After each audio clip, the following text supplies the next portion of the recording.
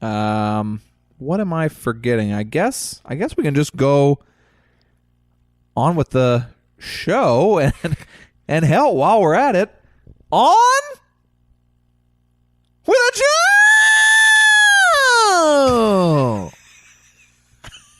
About it, baby.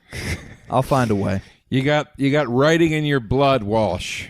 You were born to do it. It's true.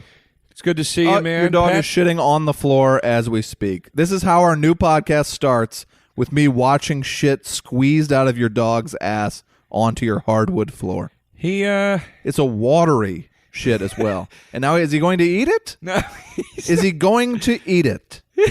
Joe, if I have to watch this dog eat he's shit. not going to eat the shit. All right, are you going to clean that up, or what do we... He really did just shit right on the ground there. We do an intro. We're happy to be back, and the dog shits on the floor 4 feet in front of me. Con, why'd you do that? What happened? That was wild. That was real wild. Why did he do that? I don't know, but it's not a great omen. I'll say that. This is a great record. I also saw, folks, Missy Misdemeanor Elliott at FYF, which was absolutely fantastic. Is she still going by Misdemeanor? Well, I mean, I don't think she said misdemeanor, but it's in some of the songs. But you were yelling it. You were in the crowd. Misdemeanor! Yeah. Yeah. Well, that's just because somebody was robbing me at the time, and I was yelling at a policeman. But it was very awesome. Good, Walsh. Very good. By the way, for those of you at home that don't know what WGA means, I just realized Writers Guild of America. Or did you say that already? I'm pretty sure I said it. I'm sorry. Pat and I also ate a weed gummy before we started here. Well, it hasn't kicked in. That was maybe 5 minutes ago. Mine started to tingle a little bit. They hit me fast and hard. All right. Like my ex-husband. Oh! I'm not getting a lot of sleep, folks. I got a lot riding on me. I got the budget of my pilot, and then you start to think like, that much money is riding on me, and it's a lot. It's a lot of pressure. I will say, people, every time I see Walsh here, my friend and yours, the zipper of the track jacket's a little lower. The buttons are a little lower on the shirt. He's showing more and more chest. I mean, he is transforming into one of these. It's only a matter of time before he's got a gold medallion nestled in that hair, and he's sitting in a sauna with a couple of agents. Yeah, and just has one of those phones with the big antenna for no reason. This wireless, like it's a tough life, dude. Well, now last night I stood on a hotel balcony and I went, "Who am I?" As you looked at the glimmering lights of Hollywood, that were starting to fade a little for me. Because of all the things that I've seen. And then I did a line off some, naked 14-year-old girl. But that was my Friday, and I don't need to bring you into that. Walsh, I had a very different day than you had today. What did you do? Well, I got a haircut this morning. I'm going tomorrow morning. I got up, I walked my dog for about an hour, which was nice. He was being a real shit. But whatever, we had a nice walk. And then I went and got a haircut. Mm-hmm. And then I got a pair of Doc Martens that I've been looking for. I finally found them. Very exciting. And folks, since the last podcast, Joe has come out as a proud lesbian woman. And frankly, he doesn't need your judgment. A window. Look, I don't usually have names to drop, but about 5 years ago, me and my dear friend Ian Friedman went to the Matador Records 20th anniversary show at the Palms Casino in Las Vegas, Nevada. Pavement. This was before they were like fully reunited. It was like their first show. Yeah. Tom Sharpling of The Best Show hosted, one of my favorite comedy people of all time. It's amazing. It was Yola Tango. It was Pavement. It was Spoon. It was like all your favorites. It was an amazing show. Guided by Voices. A very drunk Guided by Voices. Cat Power. Cat Power performed. Yes, that's correct. And I was gambling, playing a little blackjack, and I saw Britt Daniels walk by with a girlfriend, folks, and I'm going to give him the benefit of the doubt and say she was of age. But holy cow, did she look young. And you know what, Britt? More power to you if that's what you like, and as long as she, passes muster at the old law office. Good on you. Muster. I never heard that term. What's that mean? It's an old hillbilly term. Passes muster means like good enough. Oh, okay. All right. But yeah, I mean, she looked like 4, and they were pretty hot and heavy. It was very uncomfortable. I'm sure she was of age. He's a public figure. He wouldn't go out with a 4-year-old, but still. That would explain that track 7 on the new album that's just called "If There's Grass on the Field," which parentheses play ball. In fashion. I remember I was on a Sirius Radio. I can't remember the show, but I was on some Sirius Radio show, and I made a bestiality joke, and the host goes, "Just so everybody knows at home, we here at Sirius are sternly against bestiality." Was your joke pro bestiality? Yeah, it was an absurd, and I was like, "Thank you for clearing it up with the audience that Sirius, this major corporate, is in fact against bestiality." Who's sitting at home confused by that? Yeah, what world do we live in? It's a shit show. Anyway, I saw the Pixies last week. It was a fantastic show. It was, and I told Joe the story about I would say perhaps even worse than bestiality. Really kind of chilled me to the bone. There's this big fat dude in Philadelphia and his wife, and they get stuck in the elevator of their building, and neither of them have their cell phones on them. They looked like, pretty trashy folks. No offense. They're sitting there in the elevator, and when they find them, when the cops finally get the door open because they couldn't call out, it had been less than 72 hours, less than 3 days. And the man had murdered and eaten 11 pounds of his wife's body. 11 pounds of flesh in 3 days. I couldn't eat 11 pounds. You'd be sick to death.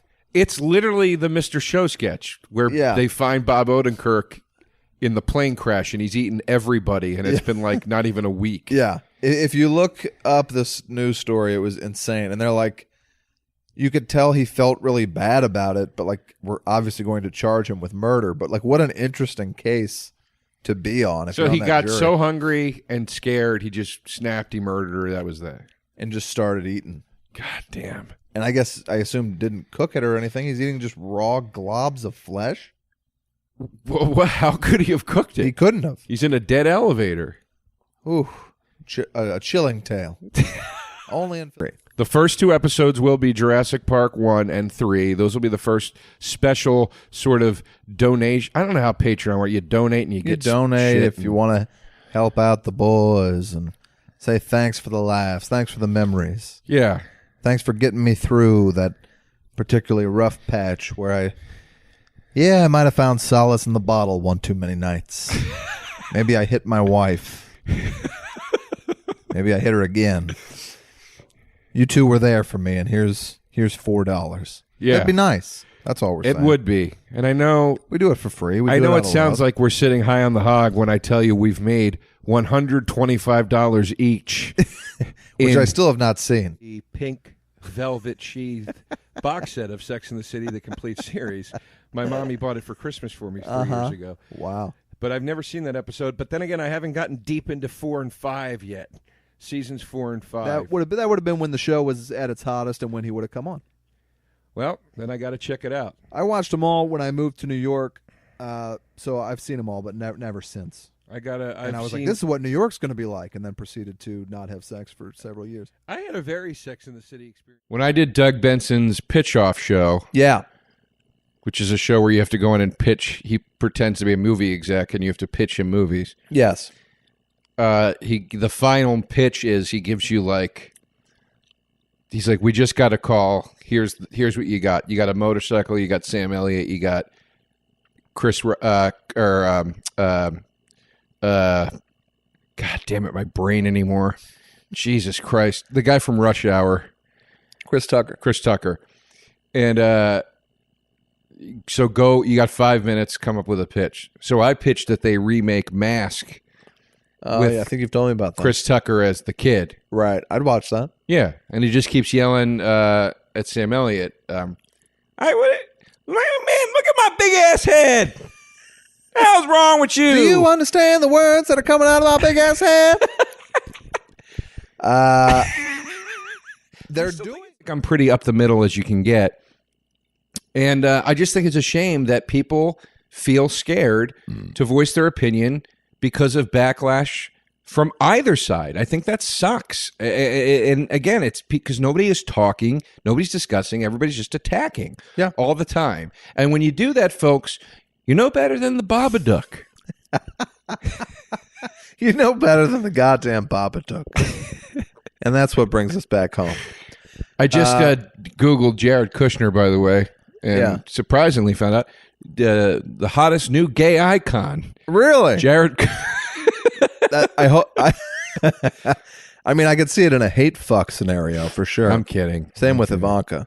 I mean, really, what more delicious hate fuck than Ivanka Trump? Because she is lovely, but she is so horrible as well. I don't. She doesn't do it for me. She's too like symmetrically hot. Yeah, I get that. When a girl's too like perfectly like hot, I'm not like turned Joe on likes a by gal with a broken nose. Yeah, you know? Yeah, maybe missing one of the front teeth. And between us, folks, he likes giving her that broken nose. Okay, but that's between them, and the friends don't ask questions. That's not true. I feel like I need to say that in this day and age. That's true. That's a joke. And this is the first, people, on this podcast. I'm going to do a negative, scary stuff. What? I go to the damn GameStop yesterday to trade in my Street Fighter 2 for my Nintendo Switch because, quite frankly, it sucks. Holy cow. It's revamped graphics. They won't let you do a full screen of the original graphics. There are these annoying, distracting borders that you can't change on the original graphics. It's not hyper fighting. They don't allow the turbo speed. It just let me down. So I said, I'm just going to take this back, get something else. So I take it back. I enjoy GameStop. I know a lot of you video game enthusiasts don't, but I think it's a convenient store. It's the Walmart of video game stores. I go in. They were very nice. Why don't the haters like GameStop? I think because it's like I think they treat their employees bad. I've heard a lot of that online. Okay. But every time I go in, the employees are very friendly and nice and helpful, and they seem like they're in good moods. And so you walk out and they get electrodes to their genitals. Yeah, which can and has happened. I agree. Here are my Freddy Low Points, because I've got a list. Okay. The pot worm. Oh, Joe. I thought I was still high from the night before watching that shit. That was embarrassing. The pot worm is terrible. He like breathes weed into the kids. I guess somebody must have said, look, who do you think's really going to a movie called Freddy vs. Jason? Stoners. They want to see themselves on screen. Maybe. I guess. That had to have been like a New Line, sort of pitch. Dark Meat, we already mentioned. Opening monologue is great until he goes, being dead's one thing, but then they forgot about me, and that's a bitch. Yeah. Come on, guys.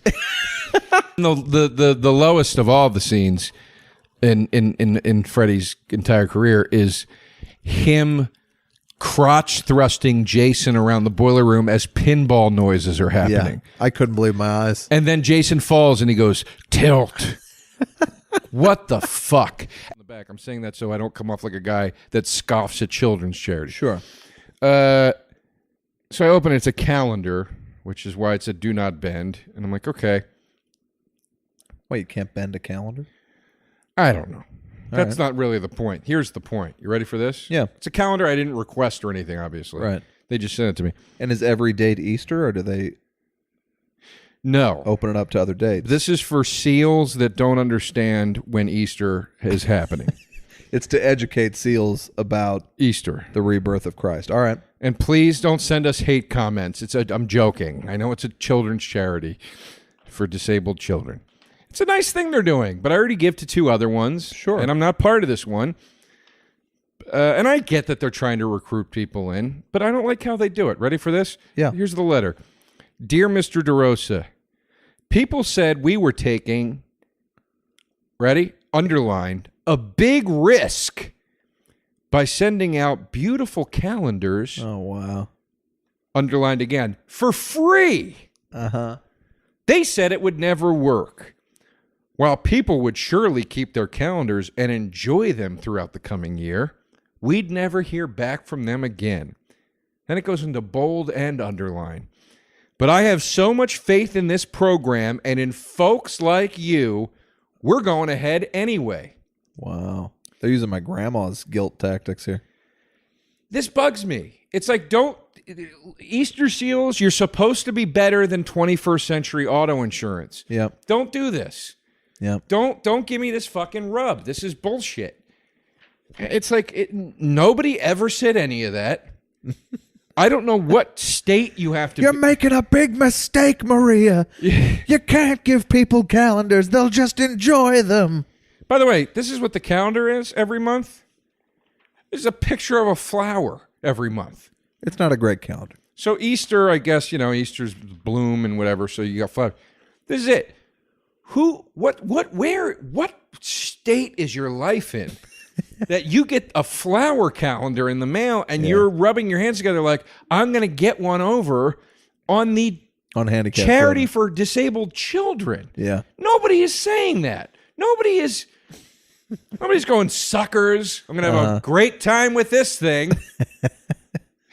Me and my flower calendar are going to Atlantic City.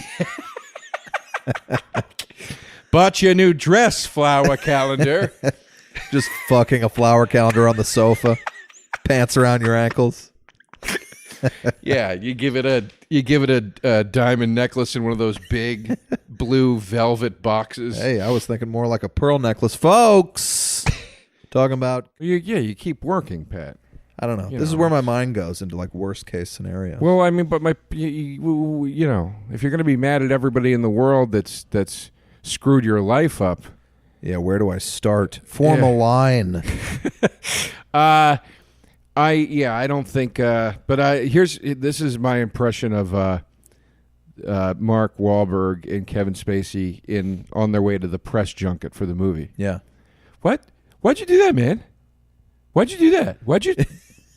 Yeah. Why'd you grab that kid, man? Why'd you do that, man? That's Mark Wahlberg. Are you also going to do Kevin Spacey, or do you want me to do it? I don't know how to do Kevin Spacey. Okay. I don't barely know how to do Mark Wahlberg. I only know how to do him in House of Cards. I tell you, Freddie, this house just got a whole lot cards here. I'm going to make a Kevin Spacey biopic. All right. And I'm going to call it Inner Spacey. Inner Spacey. The about dark secrets of a leading man. I tell you this. Here's my impression of Kevin Spacey on the way to that press junket with Mark Wahlberg. Hey, speaking of press and junket, zip. He unzips Mark Wahlberg's fly. Wahlberg beats the shit out of him because he's a notorious homophobe and racist. Not allegedly. He once beat an Asian man within an inch of his life. And I think, honestly, it's both. But I know for a fact movies are worse. There's just no question about it. I agree. Now, the guy who's like, no movie's as good as Goonies. Goonies is the best. That guy's an idiot. Right. However, we're getting maybe one truly great movie a year, and you used to get 3-4 a summer. I can't remember the last time I saw something put out by a studio of any kind. No. Outside of the the truly indie studios, which there are not many left. But outside of those, you go and see stuff and you just go, Jesus fucking Christ, man. And if it's not this cookie cutter homogenized bullshit, it's some art house dickweed jerking himself off to the point where you're like, oh, why don't you just go paint a picture with your own cum? You know what I mean? Like, it's there's no winning. There's no winning. And folks, head on over to the Patreon this week if you'd like to purchase a painting that Joe and I made with our own cum. It's only 20. I remember when I was 19, I was home from college. I had a porno movie called Anal Honey Pie Part 2. Bright red tape. Sure. Bright red cassette tape. I had it in my room in sock drawer or something.